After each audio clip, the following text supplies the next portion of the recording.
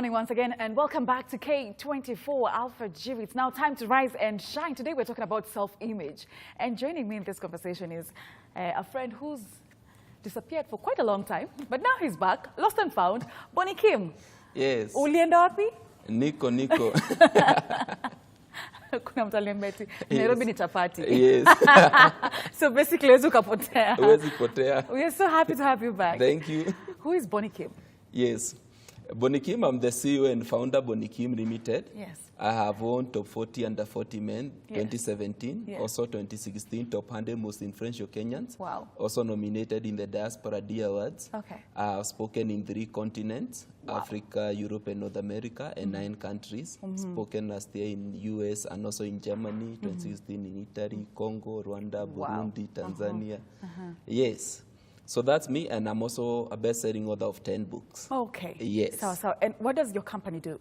I do corporate training. Okay. We are reading corporate trainer in customer service, sales training, leadership and management, and we are approved by the National Industrial Training Authority. And basically helping people to discover their self-image and also getting to have a transformation the way they see themselves, because people cannot take organization where their mind have not reached. Absolutely. Yes. Absolutely. And yes. speaking of self-image, Yes. what is it? Self-image, it is the mental picture of yourself.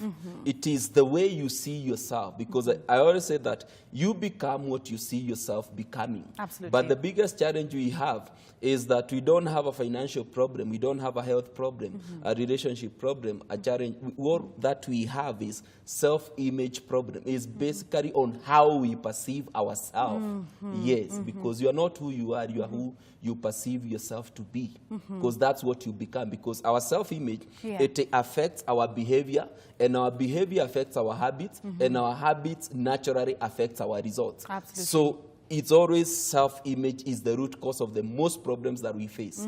Yes. And, you know, you being the author of 10 books, Yes. you have written this wonderful book called The Yes. Power of Self-Image. Yes. And I just want us to analyze it. Yes. And you actually demystify what self-image is. Yes. And on the first chapter, you're talking about the power Yes. of self-image. Yes. If you could just briefly take us through that. Yes. How powerful is self-image? How powerful is self-image? I first use my own personal story. I joined Nakumatt as a shop assistant, but when I joined, I had a vision. I wanted to become the first trainer in the organization. The first work I got was to load goods and off-road goods the whole day, from 8 a.m. to 9 p.m. Yeah. But I never used to see myself as a loader. Yeah. I used to see myself as a trainer. I could wake up every day and visualize myself, get to see myself as a trainer, conducting training in the organization. From there, I moved to the kitchen department. In the kitchen department, I used to tell people, I'm going to be a trainer in this organization. And people used just to look at me, and remember one person telling me, here is not about what you know, it's about who you know. Who you know. And I remember telling life is not about having godfathers, it's about knowing God the Father. When you know God the Father, you don't need godfathers in life. Absolutely. And when I was there, I shared, after sharing my dream, and I realized that the people in the cleaning department, they were having more time. And you can guess my next strategy, how to join the cleaning department. This one did not come easily.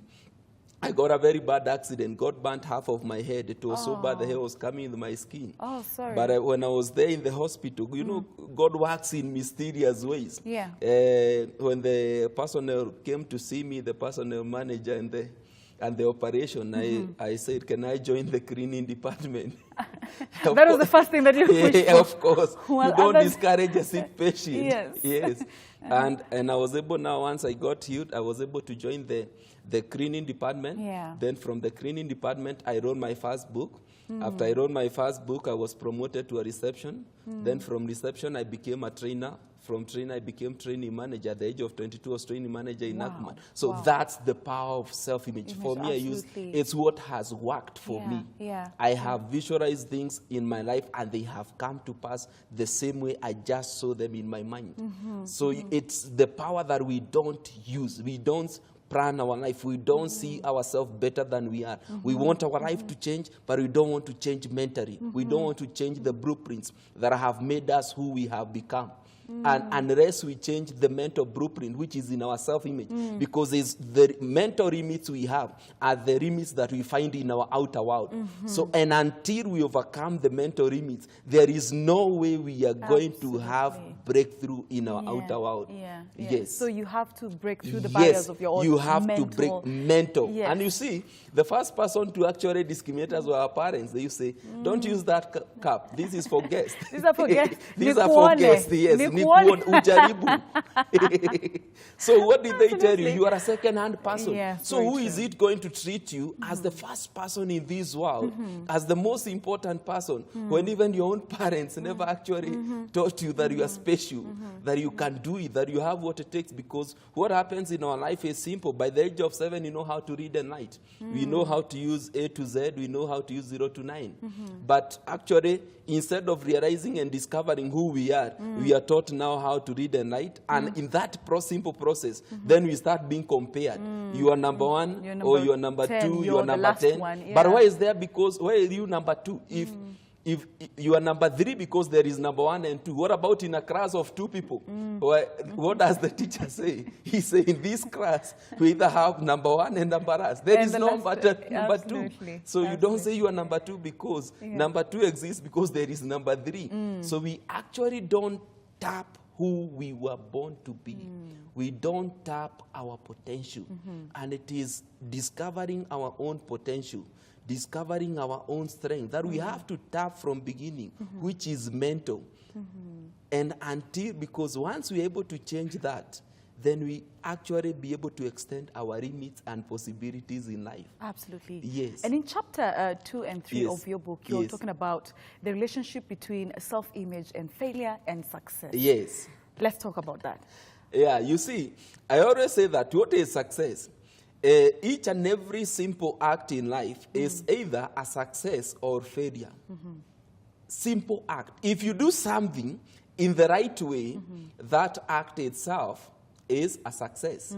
If you do something in the wrong way, that act itself is a failure. But I say in life there is nothing like failure. There is only success, but you either succeed in being a success or succeeding in being a failure. If you repeat the right act starting today, if you repeat that right act, then you become successful. So success is a byproduct of the way we do each and every separate act. For example, if somebody starts coming to work early every day, he masters the right habit. And guess what? He becomes the person who comes to work early and does their work perfectly. They perfect that. If you start coming late, then guess what? Then you start becoming very good at giving excuses why you are failed. There was traffic jam, I had this, I had this.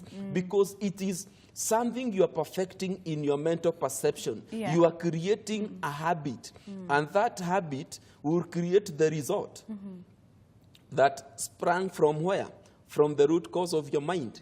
So, and that's why I say, let us demystify success and realize what is success. It's a progressive realization of a worthy ideal. So what have you always wanted to be? Because success is a teacher who becomes a teacher because that's what they wanted since they were young. They said, I'm going to be a teacher, and they become a teacher. Is somebody who becomes a reader because they have always wanted to become a reader all the rest of their life. Is somebody who become a business person or an entrepreneur and become successful entrepreneur. That person has become what they ideally envision themselves becoming. So that person is a success. The materials is basically based on a person. Yes. So failure and success is all... It is all in the mind. It is all in our self-image. The way we see ourselves. Because I say, remember what we said, our self-image determines our limits and possibilities in life. And it is the mental limit that you find in your outer world. If you say, this is not possible, believe me, even if you are given all possibilities, your mind will direct you to see the impossible in every possibility. And if you tell yourself this is possible, you are going to find possibility in every impossible that is brought along your way. Yes. It's like saying, I can't do this. I can't do this. So you've mentally just You have blocked it mentally out blocked completely. all the possibilities in life and say, how can I do it? How can I be able to achieve it? Guess what? Because you're asking yourself the right questions, your mind is set to see the possibilities, that's what you're going to find. You're only going to find only possibilities in your life. No matter how many no's you are being told, you'll be looking for that one crew, that one that is going to lead you to yes, that you're going to say, it's possible. Yes. Somebody once said that you only need one yes. Yes. Only one yes. If I say no means next opportunity. Wow. Wow. No means next opportunity. So the more no's you hear, they're encouraging you. Yes. Keep on moving. Yes. Keep on moving. It's possible. It's doable. Okay. Yes. So do you think a self-image is related to true soul searching? Yes, it's related to actually true soul searching, because the first moment you separate yourself from what is happening in your life and get to see who you actually really are, what your true potential actually is. At that point, you reflect and write down your strength and your weakness and get to discover what is it that you want out of your life. That is the moment you feel like it's so refreshing, because at the end of the day, you realize, wait a minute, I think this is my strength. I think I should not be comparing myself with other people. I think I'm different. I think my way of understanding is a bit strong, is a bit fast.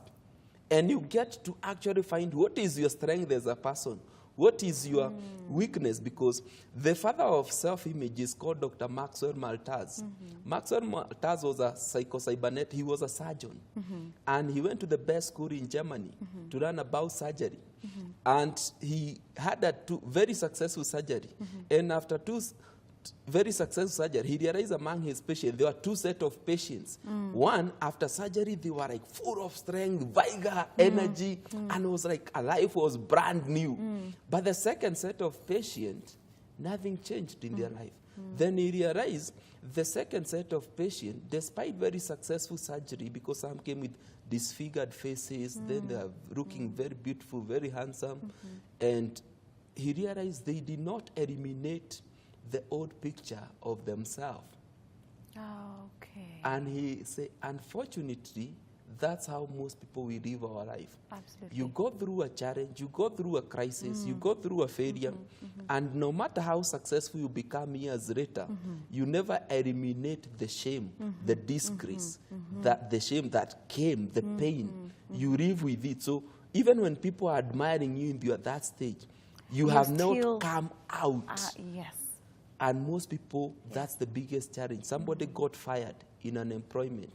Then they get this job, they are being appreciated, they are doing the best, but still that goes to haunt them. They never erase it. It still goes with them. And you find no matter how well appreciative the new boss, the colleagues are, they actually see, I think they are like them. And the same I say in public speaking. Because you find somebody say, people say, I cannot do public speaking. And I say, public speaking with a friend. Even speaking on the phone is public speaking. Even though you are doing is public speaking. The only thing you have to do is to eliminate the numbers. But you find people are being haunted because when they were young, maybe somewhere they hold the mic and the voice didn't come out. And people laughed at them. And every time they stand before a new audience, they don't see them, the new audience, as they are. They see them, takes them back as to that. back to the source. And it's until we get this self-image breakthrough that we start to get breakthrough in our lives. So we have now actually to eliminate that past wrong image of our past, because everybody has a wrong past. Everybody has a past they don't like. But it's good that you know how to overcome your past, because this is continuously what is limiting people from getting or achieving breakthrough in their life today. So basically going over and beyond. Over and beyond and saying, I'm going to be me. Not the me that people say I am, not the me that parents say I am or my friends say, but the me that I say I am. A new me, a me that you define it yourself. Not a me that is defined maybe by your husband or your wife, your friends, your parents. You got to find yourself and say, if I got to be me, I got to be me. Not the me that people say I am, but the me that I say I am. The me that comes from me, because that's the me I can fight for. That's the me that I stand for. Yes. So how does self-image affect the way we handle our finances? Yeah, very good question, especially finances. I always say that in finances is when people are being paid their salary, when people have money, they walk straight, their body language is very nice. You can even tell even in the office, even in the street. And the smile is wider. And the smile is wider. But wait until that same person is broke. They walk as if they have been renowned. Yes. So you realize, but you actually define and go back and say, wait a minute, what is wealth? Do I find billionaires walking with all their money in the pockets? Wealth is just a feeling. Success is nothing more than a feeling of achievement, a feeling that I can be able to do it. I have the choices.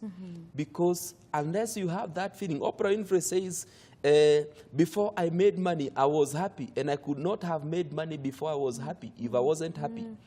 And these are the people that know success is a consciousness. Wealth is a consciousness. The poor people are always thinking about lack, limitation, and tough times. The rich people are always thinking about opportunities. They're always feeling good about themselves. They're always looking for opportunities. So you realize, and the same Bible says, Matthew 25:29, he who has more will be given, and he who doesn't have, even what he has will be taken away. What is it they don't have? It's not that they don't, because they always see lack.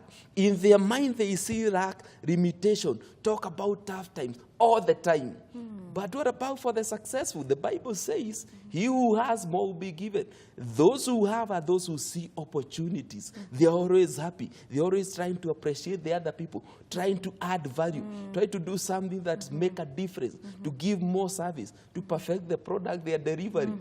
And guess what? Because they are thinking they always get more opportunities that make them to have more money.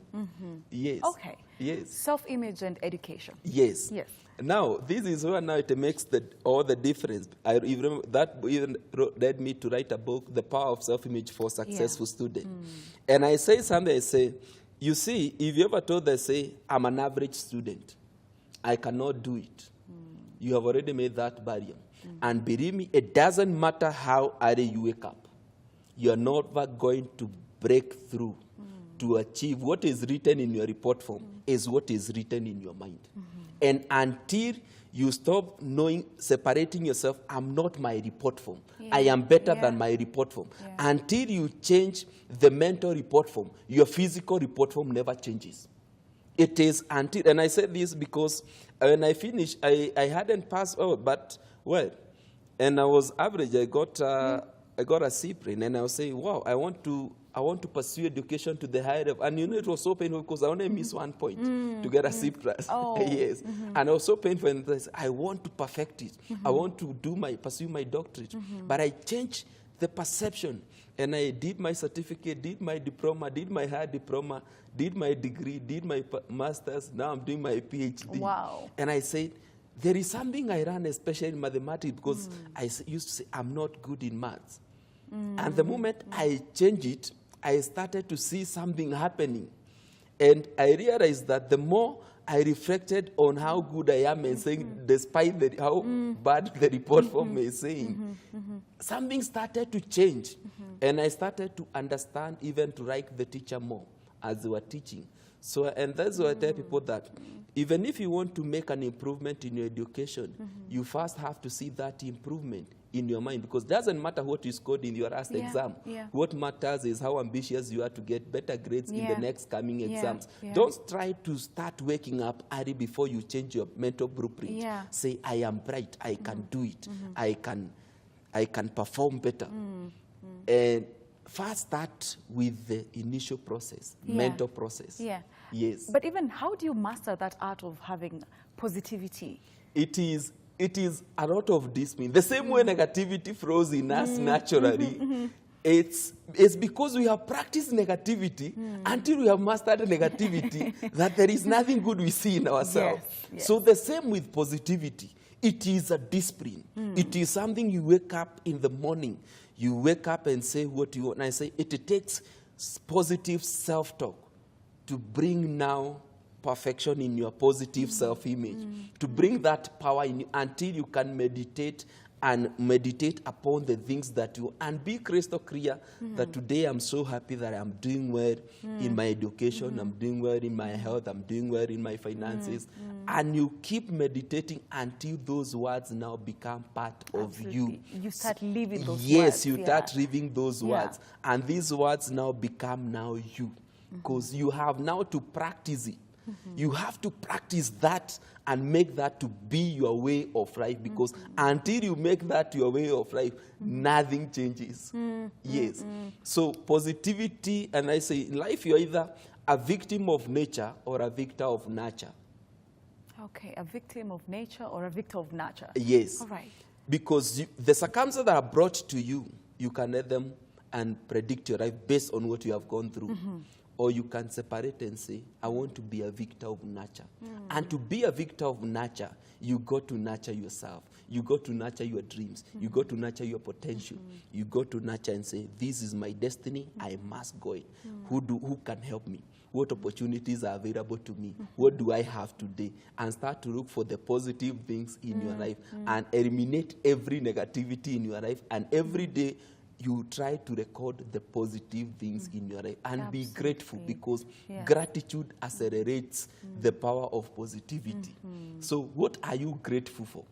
Try to look for everything that you are grateful for in life, because the more grateful you become, the better your results start to increase. Absolutely. One of my very good mentors, Mr. Raymond Ofula, I'm sure he's watching the show. You know, he always told me, Sarah, every single time that you wake up, look into the mirror and say something positive about yourself. And just keep on repeating it all the time, even like 10 times a day, until it sinks in. Perfect, because I was teaching this for another team I was doing sales training. And I say, until you can convince yourself in the mirror that I'm broke, I have made this sale, you're not going to make that sale. It is what you do, you achieve mentally, that you achieve physically, and until the moment you can look yourself direct in the mirror. Because I say, in our eyes lies our value in life. Okay. And today is Relationship Thursday. It will be very rude of me to let you go without asking you the relationship between self-image and relationships. How does it affect us? It affects us because at the end of the day, everybody, and even when it comes, and I always say that the hardest thing to find in life is not finding a soulmate, but finding the kind of soul you are before you find its mate. Okay. Let's just end it right there. Yes. The kind of soul that you are before you find a mate. Yes. Wow.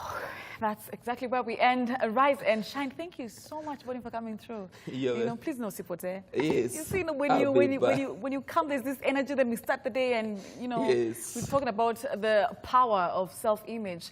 Wow, and I hope that you did learn a thing or two. Please be sure to join us again tomorrow on Rise and Shine, 6:30 in the morning to 7. But as of now, Shiro is on the other side, ready to give us an update of what exactly is happening on our roads this Thursday morning. Shiro. Yes. So, of course, an hour ago, Sarah, things are looking good, but we all know that once we approach 7 a.m., I think you and I should count ourselves really lucky that you're on the roads very early this morning.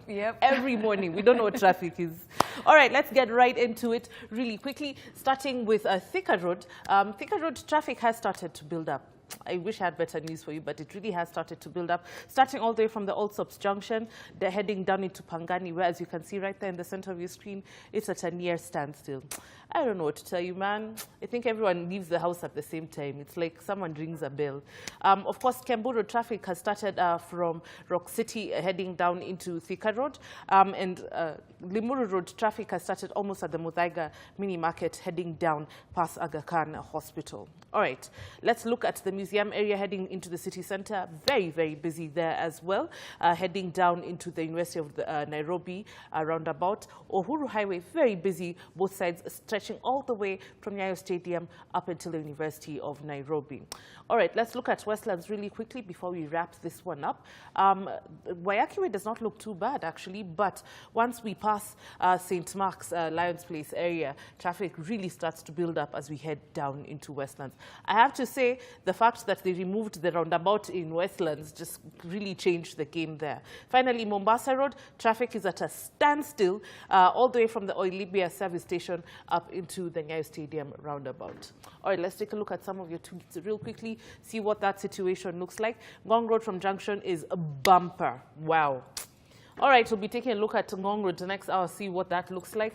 Let's see. Anyone coming to town via Jogo Road, avoid it as, okay, not plaque, that's for your teeth, but like the plague. Tear gas all over Muthurwa. Wow. OTC Marikiti country bus, that is where Benjabali. So we need to find out what is happening in that area. From Nairobi School heading to town along Ayaki, traffic is slow but moving. All right. And then finally, let's see what that situation looks here. Poor visibility, Nakuru Nairobi Highway, especially at Kamandora area. Drive safely. Remember, this is the place where there was the bypass, the new bypasses along the Nairobi Nakuru Highway. So not only are there new routes for you to follow, visibility is poor as well. So be very careful on that section as well. All right. It is 2 minutes to 7. On the other side of the break, we get interactive.